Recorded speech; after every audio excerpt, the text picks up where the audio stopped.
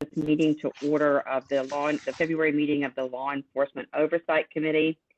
Welcome to everybody that can attend. Welcome to our callers. And so the first order of business is the minutes from the last meeting. Has everybody had a chance to review those? Everyone had a chance? Or are we all good? Any questions? Anyone want to make a motion to approve the minutes from the last meeting? I see a virtual hand up by Vice Chair Gencott. Vice Chair Gencott, your mic is open. I move we approve the minutes from the last meeting. Thank you. Thank you. Okay, and I see a hand up by Chair Neri Strickland. I'll second. Okay. All right, any discussion, any objections to approval of the minutes from the last meeting? In that case, I'm going to go ahead and do a roll call vote. Committee Chair Hesseltine, your vote? Approved. Thank you. Vice Chair Gencott, your vote for approval of the minutes from the last meeting? Approve. Okay, thank you. Commissioner Stevenson, your vote for approval for the minutes from the last meeting? Approved. Thank you. Chair Neri Strickland, your vote for the approval of the minutes from the last meeting? Oh, Chair Neri Strickland? Whoops. All right. Okay, thank you. Commissioner Cubine, your vote for approval of the minutes from the last meeting?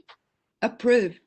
Thank you. And I see that Commissioner Amberman has joined us. Commissioner Amberman, we're currently voting on approval of the minutes from the last meeting. I approve. Okay, thank you. Approve. Thank you, Commissioner Amberman. With that, the minutes from the last meeting for Law Enforcement Oversight Committee have been approved by a vote of 6-0.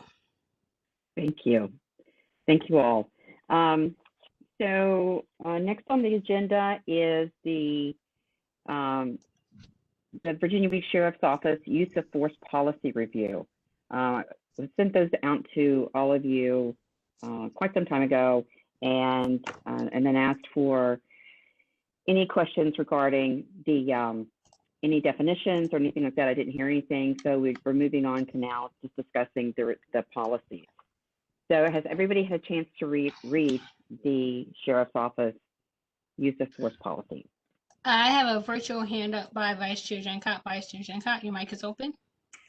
Thank you so much. I had a good time reading through several times the Sheriff's Use of Force Policy. And what I have found is that I feel that they are very clearly stated and they are sequential. The general standards are very easy to understand. And that was one of the things that we were looking at from our viewpoint. How easy can the citizen understand what those procedures are? I found them to be very reasonable. And then I also, looking at the standards for use of deadly force, those are very clear to me as a citizen, and they seem reasonable and logical, and I think that they've done a very good job with that. Thank you very much. Thank you.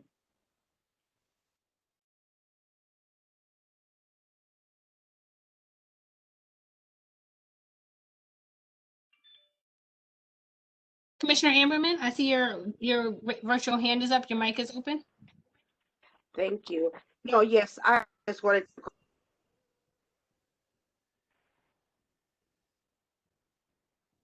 My opinion, that's exactly the language that we were looking for, and there was previous document that we reviewed. So I felt that it was very comprehensive, totally fair. I don't see absolutely anything that needs to be changed. Okay, thank you, Commissioner Thank you. Amberman. Okay, I have a virtual hand by Chair Neri Strickland. Chair Neri Strickland, your mic is open. Right, I was just going to say the same thing. I didn't see acronyms that I didn't understand, and everything was understandable, even from my limited vocabulary. So I appreciate that. Thought they were great. Thank you, Chair Neri Strickland. I just want to take a moment to recognize that Captain Zelms has joined us. Captain Zelms, can you hear us? Yes, I can hear you. Okay, great. Thank you and welcome. Thank you. Okay, let me check with Lieutenant Thompson to see if they were able to get in. Lieutenant Thompson, are you with us? Yes. Yeah, so I have Okay. you on my phone so the sheriff can see you, but all we have right now is audio. Okay, because we can see you have a little box on our screen, but we can't actually see your face or anything like that. So I just I have wanted the to make camera sure. off. That's the sheriff. I'll put him on for you. Hold on. Oh, okay, okay. All right, thank you. I just wanted to make sure that we can get you on audio and maybe even visual too. All right, I have a virtual hand up by Commissioner Cuban. Commissioner Cuban, your mic is open. Thank you. I agree with the others. They were very well written and easy to understand and seemed to cover everything. As I was reading, I noticed that it often referred to the safety of the public. And I'm thinking that most of these guidelines would be carried out within the correctional facility. Is that correct? Because they often say safety of the public. Let me check and see with the Sheriff's Department. Lieutenant Thompson? Go ahead, Sheriff. All right, we do both. We have correctional responsibilities in the jail. We have court responsibilities where we keep the court secure. And we also act as a force multiplier for the police department. So we do it on the street, we do it in the courthouse, and we do it in the jail. That's good. Thank you very much. Also, on the last page, it says the sheriff or his designee may convene a board of inquiry to examine an incident in which force was applied. And where does that board come from? I think it was anticipated that board would come from the department here, the office, the sheriff's office. Good. Well, again, I think it's very clear and very well written, and I don't see a thing that is offensive to human rights by any means. Yeah. All right, well, thank you. Thank you. Thank you, Commissioner Cuban, and thank you, Chair. Okay, does anyone else have any comments or opposition to the policy? I think that Francis, I'm sorry. Yeah. I'm sorry. I'm just talking out of turn. No, it's okay. I just wanted housekeeping. Sorry. Housekeeping. Just don't forget to put your virtual hand down when you're done speaking. I can't help it. I'm It's not used to the okay. sunshine. It's okay. Today. And I also wanted to recognize that Commissioner Thompson has joined the meeting. Welcome, Commissioner Thompson. Thank you. I apologize for being a little late. That's okay. And we are currently discussing if you had any questions or any issues with the use of force policy for the Sheriff's Department. No, I read over it. I mean, like Tommy says, I think everything is pertinent to what we do. It's good work. Okay. I agree. Okay, thank you, Commissioner Thompson. Okay, I don't see any other virtual hands up in regards to issues or questions about the policy. So back to you, committee chair. Oh, I see a virtual hand up by Commissioner Amberman. Commissioner Amberman, your mic is open. No, I think that he did please the document. I just would like to recommend, or I move that our committee, draft a letter response to this request, and basically commend the department for a well-written document, and a document that expresses and not only their policies, but that obviously expresses concern for the human rights of citizens. Thank you. Thank you, Commissioner Amberman. With that, committee chair has the time. We have a motion on the floor to write a recommendation of approval for the use of force policy with the Sheriff's Department. Does anybody want to second that motion? I see a virtual hand up by Vice Chair Gencott. Vice Chair Gencott, your mic is open. I would second it. Can you restate the motion, please? Commissioner Amberman, can you just clarify that, just restate that motion there? I'm sorry.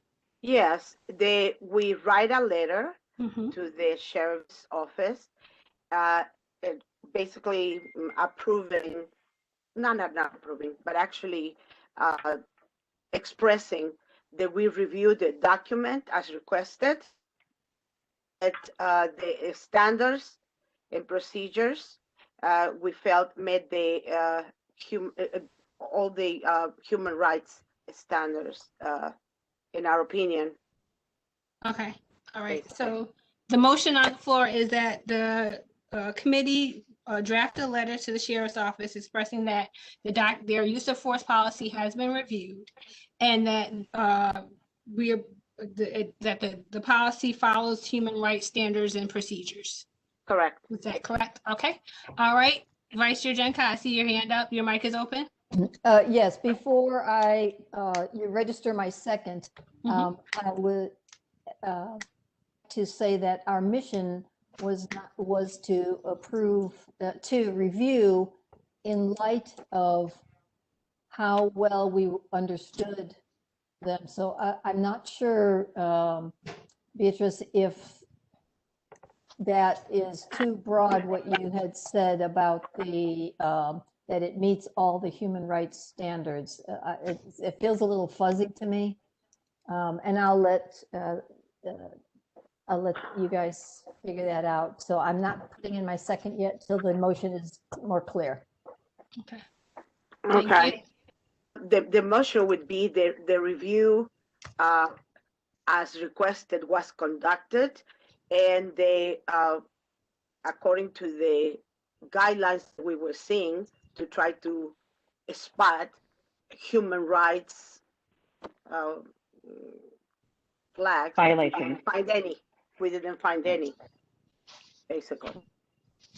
And yet, and actually, you know, it doesn't have to be exactly worded, but people can get my hint, and that is that we reviewed the standards, and yes, they requested our opinion, and our opinion is: do you find your manual anything that will raise concerns regarding human rights? Well, we followed the procedure of reviewing. We didn't find anything, and basically that's our response to the sheriff's department. Okay, I have a virtual hand up by Chair Neer Strickland. Chair Neer Strickland, your mic is open. Yes, may we ask the sheriff who is there, what exactly, again, to maybe restate his request? Because I don't think we received anything in writing so that we know exactly what the request was. It was only to review the policy. So maybe that would help if he would explain to us how the letter should be written and what would be best. Okay, Sheriff Stahl, your mic is open. All right, let me make sure I understand, Ms. Strickland. You want to know what I think we need to go forward? No. What do you want written on the letter? Or what I want written on the letter?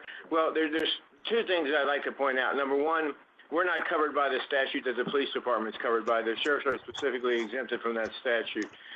This review has come as a result of my request that you all review our use of force policies, and I think to understand how we use the force, you have to understand what our policies are, how we authorize the force to be used.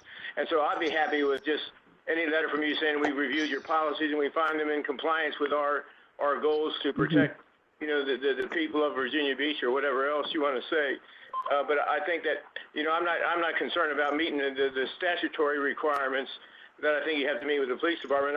I just want you all to feel comfortable with your review of our use of force policies. Okay. Yeah, and we are. So, you know, can you please draft? What I'm asking is that we send a response stating that our job was, you know, concluded, and that basically to return our answer to the department in satisfaction. Thank you. Okay, thank you, Sheriff, and thank you, Commissioner Amberman. I see a virtual hand up by Commissioner Thompson. Commissioner Thompson, your mic is open. Thank you. I'm just wondering, is a motion necessary? Could we come to consensus and agree that we find that the policy meets all of our standards, and then take that as a committee back to the Human Rights Commission and ask for a motion to draft a letter as the sheriff has requested. So I thought that perhaps our mission was to just review it and come back and give the, is that me feeding back? Oh, no, I got it. Okay. To come in, to review it and come back to the entire commission and make a recommendation. So that's my input. If we come to consensus today that we find that all is well, let's take it back to the commission, have them to draft a motion on behalf of the entire Human Rights Commission. Okay. Thank you, Commissioner Thompson. Chair Nair Strickland, I see your virtual hand is up and your mic is open. I guess we don't have Rod here, but I think we need 10 votes of the commission to I guess, accept that, even though we've done the review. So where it may hold up unless we send the letter out drafted by Carla and say, does anyone have any objections? And I would like to be recognized. Thank you. Thank you, Chair Nair Strickland. Virtual hand up by Committee Chair Hasseltine. Committee Chair Hasseltine, your mic is open. Thank you. To be consistent, I mean, first of all, I didn't weigh in. I was glad to hear from the other commissioners regarding the sheriff's use of force policy. I thought it was extremely well written. I have read, I think at least 25 of these from across the country in cities the same size as ours, and I thought it was well written, easily understood, and really appreciate the work that was put into that. To be consistent with what we were doing with the Virginia Beach Police Department, we did just agree within this committee to send a letter to BBPD, and so I would like to be consistent as well as with the Sheriff's Department and keep it within this committee. Okay. Thank you, Committee Chair Hasseltine. I have a virtual hand by Commissioner Amberman. Commissioner Amberman, your mic is open. Thank you, and I appreciate what our chairperson is stating, because actually we are the group of people from that commission that was working on reviewing the document. If we take something and then ask the opinion of other commissioners that have not read, have not been part of the discussion, and then we keep moving, concluding something that is basically, in my opinion, with nothing else that we could add, I agree that the vote should be here and do it either by motion or consensus. It doesn't matter. But the thing is, it is clear that we are satisfied with the document and that we want to promptly respond to the Sheriff's Department. And I think there is nothing else, in my opinion, that other commissioners would object, because they charged us with reviewing that document. Thank you. Okay, thank you, Commissioner Amberman. Chair Nair Strickland, your mic is open. Oh, Chair Nair Strickland. There you go. Okay. I can concur with that. If everyone's good with it, that seems a consensus that our group was charged with that. We did it. And, it's fine with me if that's acceptable to the sheriff and to the group. Okay. All right. Commissioner, Committee Chair Hasseltine. Your mic is open. Yes, that is what I'd like to do. And I see that in the chat that Lieutenant Thompson has said that the sheriff has a statement. Okay. I don't know if we got that. Sheriff, your mic is open. Yeah, thank you very much. I don't want to throw a monkey wrench into what you're doing, but I think you are putting the cart before the horse. And I think what you need to do is, we write these policies to be legally sufficient, not to be approved by the Human Rights Commission. So I think what you all need to get into is how these policies are applied, and that's what you ought to focus on. And I think the city attorney ought to give you some advice as to whether or not our policy and the police department's policy are legally sufficient and cover all the areas of liability for the use of force, and not necessarily determining whether we're doing making sure this policy meets the commission's standard for human rights. I think you all have to be focused on whether or not we're applying the policy right, and we need to get legal sufficiency from the city attorney's office. And so I hope this doesn't throw a monkey wrench into the process, but you guys can't comment on legal sufficiency. I think you need to get the city attorney's office to do that, and then you need to make sure we're applying it properly. And so that's the input I wanted to have.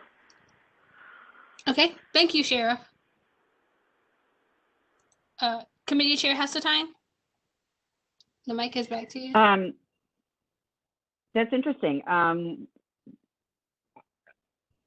As you know, we were just being tasked with, does this, have any, did we see any violations regarding human rights? It didn't occur to me to go back to the city attorney. What does the committee think? I have a virtual hand by Commissioner Amberman. Commissioner Amberman, your mic is open. I am so thankful that Sheriff Stolley is with us because, as a person that is totally ex legislation and all of that. Sheriff, my question to you is, because my understanding was that we were just supposed to look at the policy and see, basically if the document, highlighted the things that we should see in our community in regards to human rights and so forth. So nevertheless, the document looks perfect. But now in your statement a few minutes ago, you mentioned something about the application of those standards. And that then is a different step, because if you say that we should say something about how you are applying those standards in the community, that was not something that, in my opinion, was expressed. Thank you. Okay, thank you, Commissioner Amberman. Sheriff Stolley, your mic is open. Sheriff, are you still there? I am. Do I want to respond to that? Did you want to respond to that? Well, I think Patrice has it right. I think that the policy doesn't show how we apply it, and I think the Human Rights Commission to be focused on how we apply the policy. If the policy is legally sufficient, and I'm more concerned about the policy meeting all my legal needs and setting a standard for the deputies to utilize and be out of bounds if they go overboard. And so I think what the commission needs to be focused on is if I'm ruling that deputies can use force, and this is where you get into the issue of a systemic racism or something other like that. If I am allowing my deputies to beat up African Americans and not whites, then I think that this Human Rights Commission should come in on that, and they should focus on that. If there's evidence that more black males are being beat into jail or using force against them, then I think they ought to focus on that. It's the application of policy that y'all have the right to focus on, or should have the right to focus on, not the actual written words. If you want to say something about it, I think that's fine, but I think you need to meet a legal sufficiency standard first by the city attorney's office, and then, because if you guys move the words around, you may not be legally sufficient. You need to have somebody that focuses on legal sufficiency, and then you all should be focused on the application. That's just my opinion. You all can do what you want to do, but I think you all ought to be focused on the application of the policy as opposed to the legal sufficiency of the policy. All right. So then the next question to you, Sheriff, we want to complete our job. We actually review the policy, pleased with what we saw. So our word, or what you're hearing from this committee, is that sufficient? So that means to me, in my opinion, I'm hearing that we don't need to put a statement in writing. Am I correct? Yeah, I think you're correct. Is Rod Ingram still assigned to this commission? Yes, sir. Is he there today? He's not here today, no. All right, well, I think what y'all need to do is, and I don't want to be presumptuous and tell you what to do, but I think what you need to focus on is that I think the first step you need to take is to make sure the policy is legally sufficient and is clearly understandable by the public. And I think if you accomplish those two things, then you're accomplishing that the policy is in a good position right now to be applied. And then I think you ought to focus. What I intend to do with you is give you all of our uses of force, to have you review the uses of force to determine whether or not we're applying the use of force under the policy that we set forth, whether we're living up to that policy. And that's where I'd like to go. And again, I'm not required to do this, but this is something that I think is very important to involve the Human Rights Commission and how we how we do our use of force stuff. And so I think that this is a goal of mine. It's been around for years, but it's just recently come under some litigation or some legislation for the police departments to do this. But I think if you determine that the policy is well written and understandable by the public, which is something different than the legal sufficiency, then I think you get the Attorney General to say that it's legally sufficient, not the Attorney General, get the city attorney to say it's legally sufficient, and then that's what your letter should be comprised of. It should say that we checked with the city attorney, they said it's legally sufficient, and we found that it's understandable and readable by the public, and now we need to go into how it is applied, and so that's what I think you ought to do. Thank you, that's perfect. Thank you. Thank you. Perfect guidance. Thank you very much, Sheriff Stolley. Thank you, Sheriff Stolley, and thank you, Commissioner Amberman. I have a virtual hand up by Chair Neer Strickland. Your mic is open. Yeah, thank you. And Sheriff, this is these policies and the police, our understanding was that we were to read them, I think, for mostly clarity and understanding, because nobody here is qualified to give you or anybody else an opinion on whether they're fair or they're not fair. I wouldn't even presume to take any part of that and say, well, this doesn't look right. So ours was for me, it was understood that it was for clarity, understanding for the average citizen, and not even to go into the human rights element of it, but just to be as a courtesy that, yeah, we think that the average person can read it and understand it. So if it's okay with you, anything legal it needs to be done by another group of people. We don't even I think there's somebody here that would say I can look at that and say that's the right thing to do for the right time. You're the experts. We're just looking at for clarity. Would that be sufficient in your in our letter? Sheriff, your mic is open. All right, I'm not sure I heard all that, Sylvia, but I think that, again, let me just reiterate. I think that nobody in the commission is in a position to say that it's legally sufficient, but I think from the public's perspective, they'd probably like you to check into the legal sufficiency of it by checking with the city attorney, because that's the first thing we look for. All of our policies are determined legally sufficient before we post them, and I'm sure the police department does the same thing. But as far as the reading it and making it fairly understandable, I think that is a lofty goal, but I think it is something that's not very practical, because I assure you that no inmates in here read our use of force policy before or after we use force on them. And so I think from a watchdog perspective, you need to make sure that there's no loopholes in it and that it is understandable. And I think that's completely within your purview. But inmates don't read this, and the people on the street don't read our use of force policy. It's the application that has to be monitored, and that's what we want you to do, is to monitor our application of the use of force. And so, Sylvia, I don't know if that answers your question, because I couldn't hear your whole answer or your whole question, but I think that's where we're coming from. Chair Neer Strickland, your mic is open. Yes, sir. That helps a lot. I guess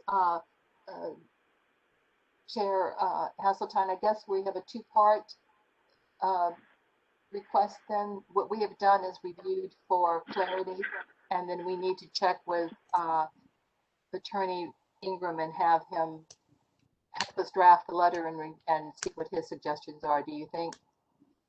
Committee Chair Hasseltine, your mic is open. Okay. Yes. Thank you. Sheriff Stolley, I think just to reiterate, what the exercise here was to what we were tasked with, or because from my own standpoint, I am presuming that all of these use of force policies are legally sufficient. Otherwise, they wouldn't be in practice. Certainly, can make that determination, and we don't want to get into policy issues or what a use of force should be. The only thing that we were looking for were instances where there was maybe a clearly defined human rights violation. We didn't find that in either the BBPD or the BBSO. And so certainly we're happy to go back and add this extra step should you like that. But I just wanted to make sure that it was clear what we were doing, and we were doing not the minimum, but certainly staying in our lane and not looking at policies, procedures, or anything legal. Can I address that? Yeah, yes, your mic is open, Sheriff Stolly. All right, I agree with everything you just said. I think that swimming in one's lane is very important, but I also think that, both these documents have been determined legally sufficient, and if they didn't address, they wouldn't be effective if they weren't deemed legally sufficient by the city attorney's office. So I think that what I mean to say is if you're going to change the policy, and I know there's some concern about how readily or how understandable the police department's policy was, that I think that if you're going to change it, you need to go through the city attorney to change it to make sure it's legally sufficient. The same thing would apply to our policies. But I just want to say something about swimming in your own lane. I don't think the Human Rights Commission has their own lane. I think they swim wherever they want to swim. And I think that where you find violations of our policies, where you need to swim, and the only way that you can do that is do a comprehensive review of our use of force and find out whether it's in policy. And I don't think that's swimming in my lane or the city attorney's lane. I think that's your lane. You guys can swim anywhere you want to right now, and I think you ought to take a look at how we apply these policies. Okay. Yes, sir. Okay. We'll do that. Yeah.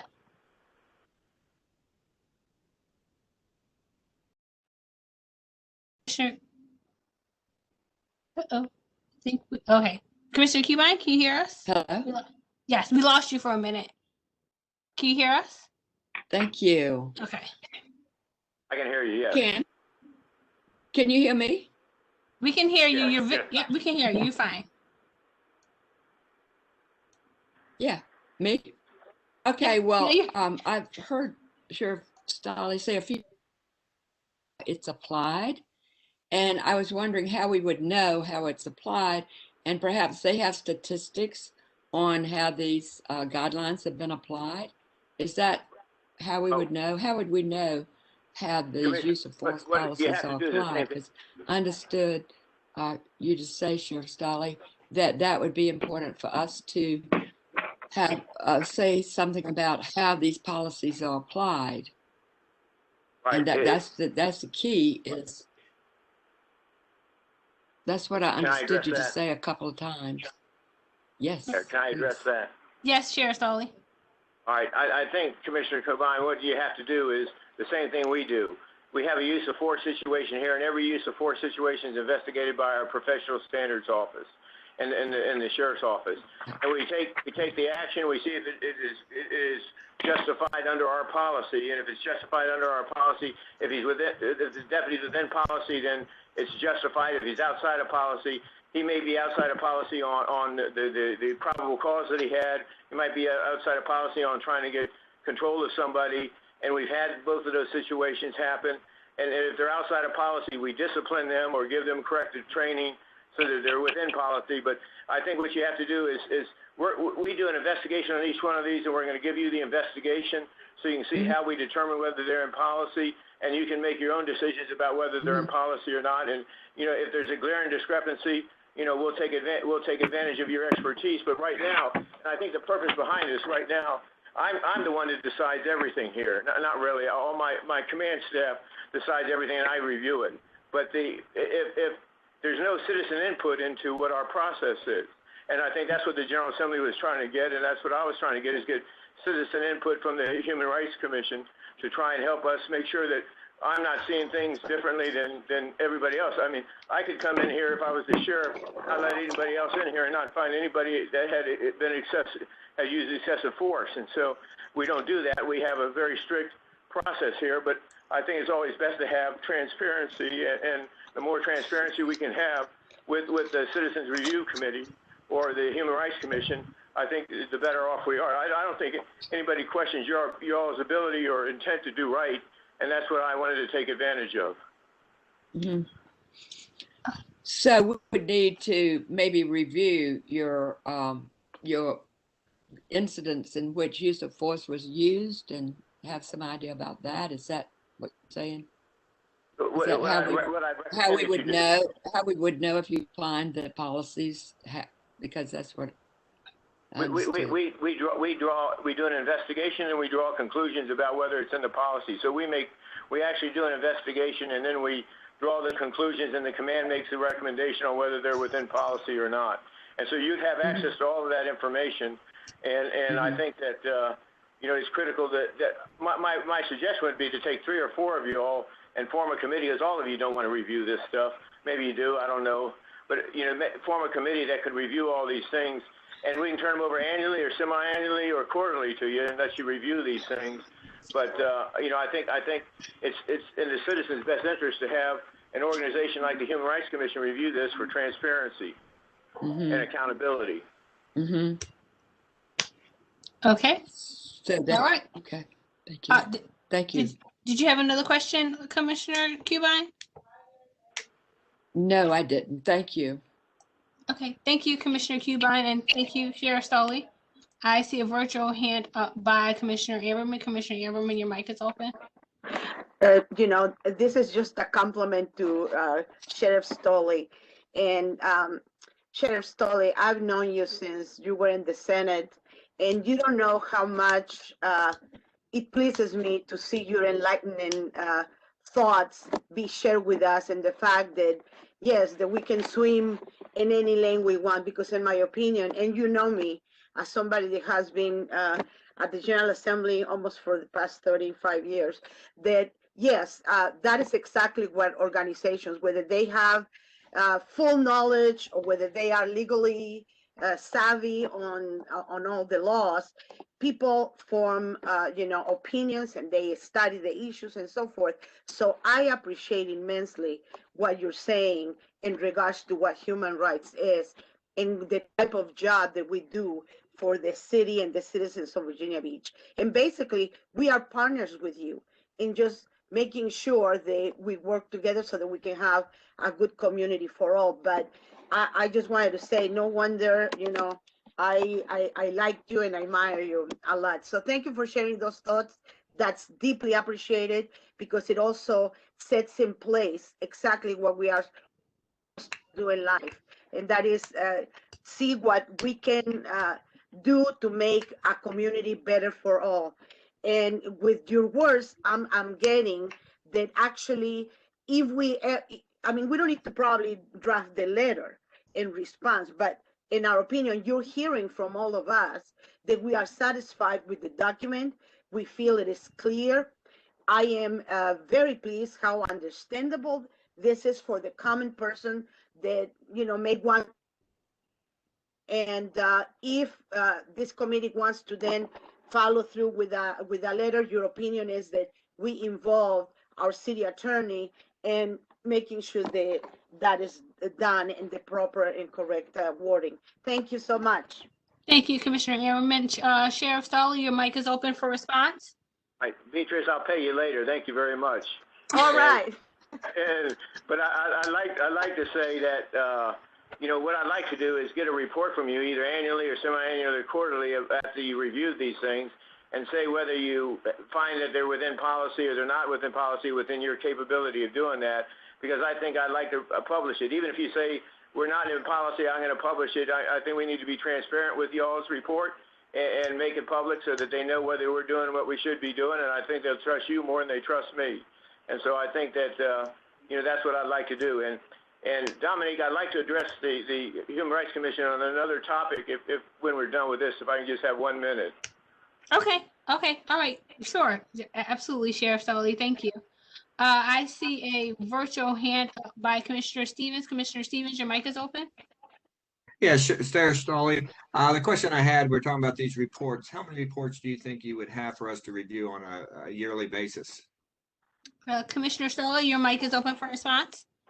All right, let me ask our PSO. I think it'd probably be about 20 to 50. Commissioner Stevens, we would rather do quarterly if that's the case of yearly. That actually works better with us, and you may be looking about maybe 5 or 10 per quarter instead of a big number. And I think you need to understand. I think you need to understand that's not complaints. I don't think we had a complaint all last year, did we? No, we didn't have a complaint all last year of excessive force. What that is every time my deputies put a hand on somebody, they have to do an incident report. And so if they're handcuffing somebody, they they resist, they have to do an incident report. If they refuse to get undressed and they have to help them get undressed, they do an incident report. So our uses of force are very minimal here for the most part. Sometimes we have to get into cell busting and stuff like that where we use gas on them, but that's very seldom. And we also have a policy here that if we're going to use force on an inmate, we can control most of the force because they're locked up in a cell, and there's times we have to go in. But I have a policy that that'll be done. Supervisor has to be present before we can exercise the planned use of force, and it has to be videotaped. And so, you know, we really cut down on the use of force around here recently. But, you know, so we have, and I was thinking about breaking down the use of force into 3 categories. One that's just everyday stuff. We have to brace somebody up against a wall or something like that, to using force that injures the inmate or could potentially injure the inmate, or lethal force. And we haven't used lethal force around here since I've been the sheriff, and I don't think we did it for that either. And so I think that, you know, I think we need to work on this a little bit more so I know what you all would like to see. I can't imagine you all want to see every incident report where somebody gets handcuffed against their will. But if we have to go in and break into a cell or bust a cell and charge somebody, then I think you probably want to see that. All right, thank you, sir. Thank you, Commissioner Stevens. Thank you, Sheriff Stoley. I have a virtual hand up by Commissioner Thompson. Commissioner Thompson, your mic is open. Yes, Sheriff Stoley, I completely agree. That has been a concern that I've had sitting on this particular committee, that, you know, the policies are all well and good and they all look great, but how are those policies administered to the general public, or, you know, those that you have to interact with? And so I would like to, I know we need to do a data review of, you know, the numbers and how it looks and that kind of thing, the use of force. So perhaps, you know, I don't know, as a committee, if Chair Heseltine would like to do something like this, but be to have a data review every 3 months or every 6 months, just to look over to see how the use of force policy is being administered to the inmates there at the jail. So I really do agree with you that the most important thing is to know the numbers, to see how are things, are they increasing, are they decreasing, how are we doing, you know, with administering the policies. So I agree with you, and I hope that we will come up with a plan where we can do a data review on a periodic basis. Thank you, Commissioner Thompson. Sheriff Stoley, your mic is open for response. I think that's completely appropriate, and I look at the Human Rights Commission as our partner in this, not as a adversary or a supervisor in this. And I think that what you'll find out is, if you come here, our system is completely different than the police department system.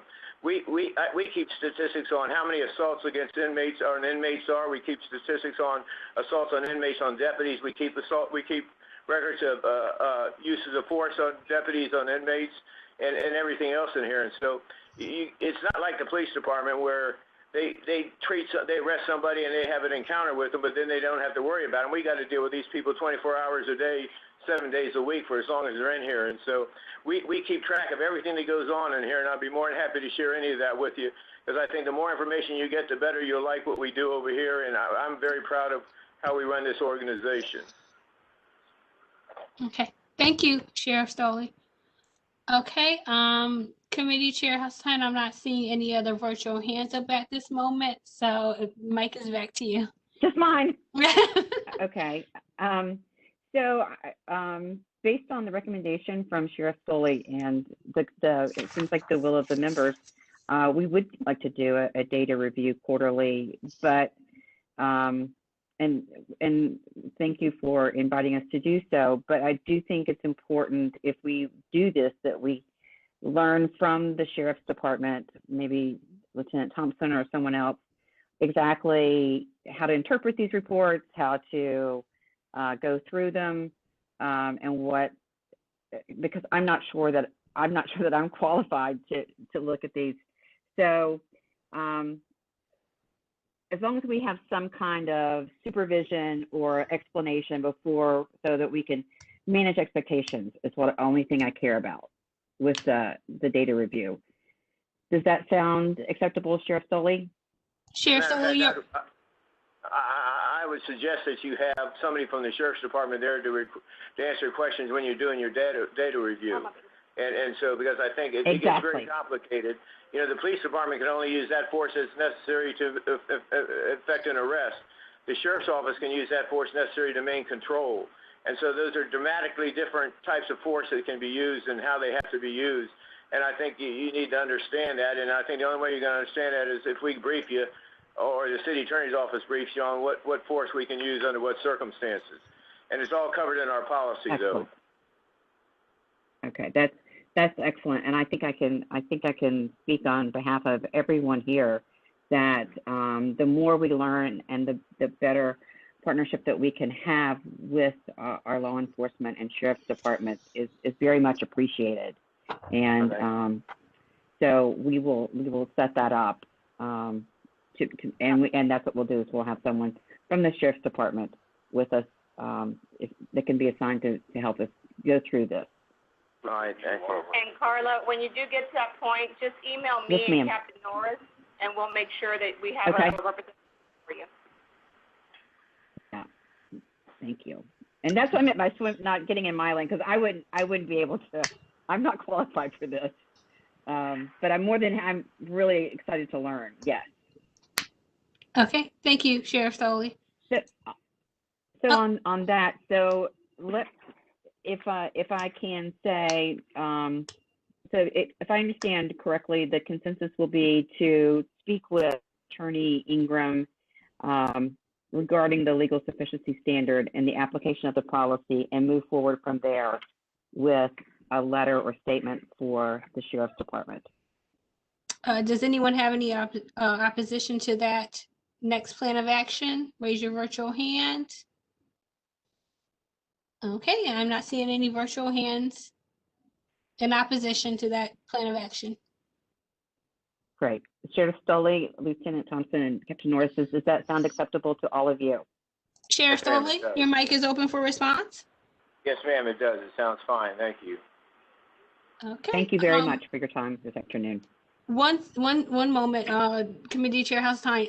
Sheriff Stoley, did you say you had something to say? You needed to speak for a moment? Yes. Yes, it's on a completely different topic, but it's something that the commission showed interest in the past. And I sent over a letter that I sent to the governor about the mental health program that we have going on in the jail here. And I think that I'd like y'all to take a look at that letter because it's really remarkable. I got a $3 million grant about 2 years ago for $1 million for the next 3 years to run a mental health program here. I gave all that money to the Community Service Board, and they have about 10 members over here. And just historically, when I became sheriff, I went to the Community Service Boards and asked them to take over the mental health treatment, and they said they couldn't do that because they didn't have the resources to do that. It took about 10 years, but we got them in here when we got the $3 million grant. And when I first went to them, I said, I think about 30% of my inmates are mentally ill. And they disagreed with me. They said about 10% of my inmates are mentally ill. And so when they came in here about a year ago, 2 years ago, to start the $3 million grant, the first thing they did is took over the interviews of the inmates when they came in to determine whether or not they're mentally ill. And their numbers were 80% of my inmates are mentally ill. And so I think it's a lot greater than we thought it was. And then we could be doing everything wrong in corrections because you can't treat a mental illness. You can't treat a criminal, and you can't rehabilitate a mentally ill person. You got to treat a mentally ill person and rehabilitate a criminal. And so if 80% of our efforts are directed towards mentally ill, then we shouldn't be worried about rehabilitation. We should be treating those people. And so that's what we've been doing lately. And I think if you look at the letter, the results are phenomenal. You know, we had a recidivism rate in the 90th percentile of the mentally ill, and after they go through our program, it's a 3% recidivism rate. And so it's a great program, and I'd invite you all over here to see how it works. But I think the main reason I'm going into this is next year the grant will run out, the $3 million grant will run out, and I think it's critically important. And I think that the human rights of a lot of mentally ill people are overlooked, and I think that the continued funding of this program is critical to the treatment of the mentally ill in correctional facilities. And I think we've had national interest and international interest in this. And so this program may become the standard for treating mentally ill in corrections. And I think it's critically important that we get your support to help fund this program as it goes forward. And so that's what I wanted to say today, and I'll be happy to answer any questions about that. Okay. Thank you, Sheriff Stoley. I have a virtual hand up by Commissioner Cubine. Commissioner Cubine, your mic is open. Yes, I was glad that Sheriff Stoley brought that up because I read that report and I was so very pleased because I knew that the funds had come in, but I didn't really know the details of how it was working. And as you know, I've been a long-term advocate for services for people with mental illness. And I was thinking that this is something that the Mental Health Task Force for the Human Rights Commission should certainly know about and see. And I'd like to know how we can help to ensure that funds will be available after this grant runs out, if that's possible. Because I think, you know, through the Human Rights Commission, under certain circumstances, we can advocate for certain legislative issues and funding. And so how will we be able to help, and how will it be initiated to get funds to continue this mental health grant?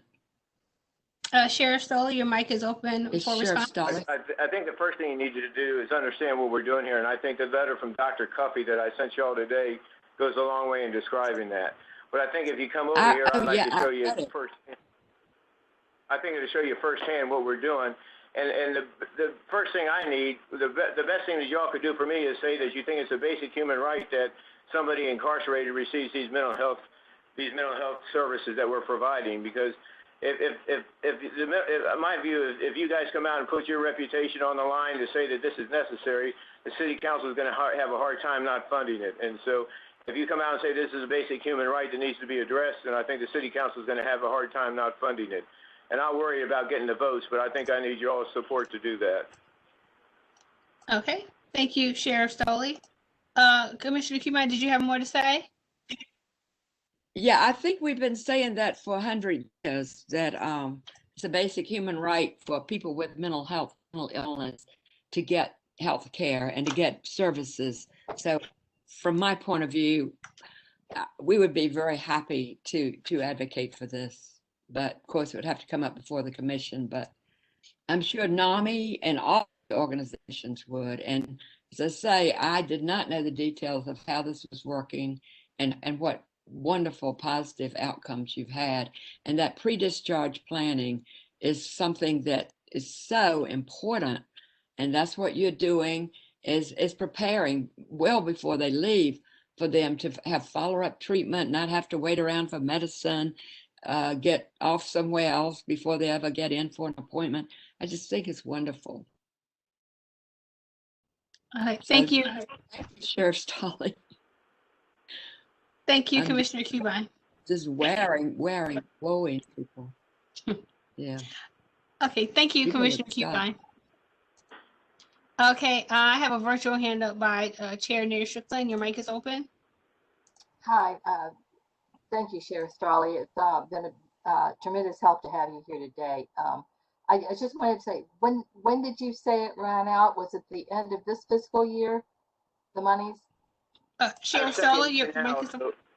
Yeah, we're in the second year now, Sylvia, and I think it runs out. Because of COVID, some of our expenditures have been delayed, so I think it runs out next fiscal year. Not this year's budget, but next budget. Okay, thank you. Thank you, Sheriff Stoley.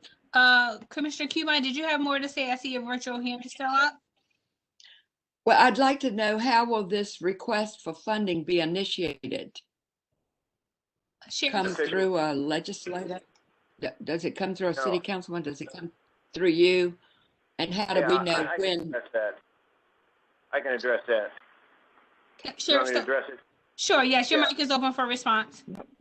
Initially, the way this was funded is I went to Chris Jones, who is the Republican who is in charge of the House Appropriations Committee, and Tommy Norman, who is co-chairman of the Senate Finance Committee last year, 2 years ago or 3 years ago. And then I told them I was developing a program. They said, if you get a good program that looks good, we'll fund it. So they gave me the $3 million, and I've talked to the city manager a couple of times. I thought they might take the money back when we hit the revenue shortfall last year, but they didn't. I talked to Janet Howell up there about 2 weeks ago, and she told me that it's in the budget this year as well. So they had the ability to sweep the balance of that $3 million into their coffers, but they didn't do that. And so I talked to the city manager, and I think the city manager has indicated to me that he would fund half of it if the state would fund the other half. And so I'll go back up to Janet Howe and see if the Senate can't put that in the budget, $500,000 a year for us to continue this, because I think they want to move this program statewide. And if they do that, then I won't have any other concerns about funding if they take it statewide. And so, but I'll put in an official request to y'all to make this part of your agenda for the city council meeting and have them have a vote on it or something or other. But I think that, you know, the money needs to come from the state and the local governments, because it's a statewide problem as well as a local problem. Okay, thank you, Sheriff Stoley. Commissioner Cubine, did you have more to say? No, thank you. I just hope you'll keep us informed as when this is going to happen and how we can help. All right, thank you. Thank you, Commissioner Cubine. I have a virtual hand up by Commissioner Amberman. Commissioner Amberman, your mic's open. Yes, thank you. I think Commissioner Cubine, your hand's still up. Yes. No, I just wanted to say I received, a notification from the governor's office that actually the budget that I guess he's sending to the General Assembly. And I was going to ask Sheriff Stoley if would be appropriate for our Virginia Beach delegation to make sure that this is something that they include as they are considering probably, other stuff as well. So what do you think about that? And I don't know how much time we have for that, because we have our next meeting will be in the first 2 weeks of next month. But since I know that the budget, has an additional funds, so how do we make sure that the budget right now that is being discussed at the General Assembly includes this issue right away? Thank you. Thank you, Commissioner Amberman. Sheriff Stoley, your mic is open for response. The budget, I talked to Janet House, who's the chairman of the Senate Finance Committee now, and she told me it's in the budget. I talked to her last week. She told me it's in the budget and it's funded for this year. And so I think the proper thing to do is get the city council to put it on the agenda for next year, on their agenda for next year, and have one of the delegates carry the budget amendments that are going to be necessary next year. Delegates or senators to carry the budget amendments, probably both in both houses, for half the funding, and see if the city can't come up with the other half. And again, Beatrice, I tell you that if the state takes it statewide and provide the funding, then we don't have to worry about the city funding. But I'll be surprised if they do that. They very rarely ever pay the whole bill. They dump it on the cities and the counties as well. Okay, all right. Thank you, Sheriff Stoley. And thank you, Commissioner Amberman. Okay, back to you, Committee Chair Hasseltine. Thank you. Sheriff Stoley, I saw the letter today, and I saw that Eileen Smith was CC. Do you know if a copy of the letter went to Dr. Harvey, who is the president or the chair of the CSB? Sheriff Stoley, your mic is open for response. I'm not sure. I think my letter probably did not go to him, but I think Dr. Cuffey's letter probably, Dr. Cuffey's report probably did, but I don't know that for a fact. I can find out and make sure he gets a copy of it. Well, no, I'm on the CSB, so I'm happy to carry that forward. I just wanted to know if that was okay if I did that, if I shared that. Yeah, that's fine. We want to share this with as many people as we can. We're very proud of this. Okay. All right. Yes, as you should be. Thank you very much. Okay. Thank you, Sheriff Stoley. Okay, I see no more virtual hands. So back to you, Committee Chair Hasseltine. Yes, so we don't have any citizens remarks, correct? No, we don't have any citizens on the call. On the agenda. Okay. All right. Is there anything else for the good of the order that I have a virtual hand up by Chair Neri Strickland. Your mic is open. We can change subjects now, correct? Yes. While the sheriff is on the phone or online. I had an inquiry about the work program that you have for the inmates. And I think the inquiry was, are women allowed to be part of the workforce program? Sheriff Sully, your mic is open for response. I hear the question. I'm sorry, we had trouble hearing the question. Was it about workforce? Yes. Yes, about whether women are allowed to participate. Women are not allowed to participate on our workforce, on our work parties that go out and cut grass and things of that nature. But we do have women that participate in the kitchen and other areas, trustees in other areas, on the female floors and stuff.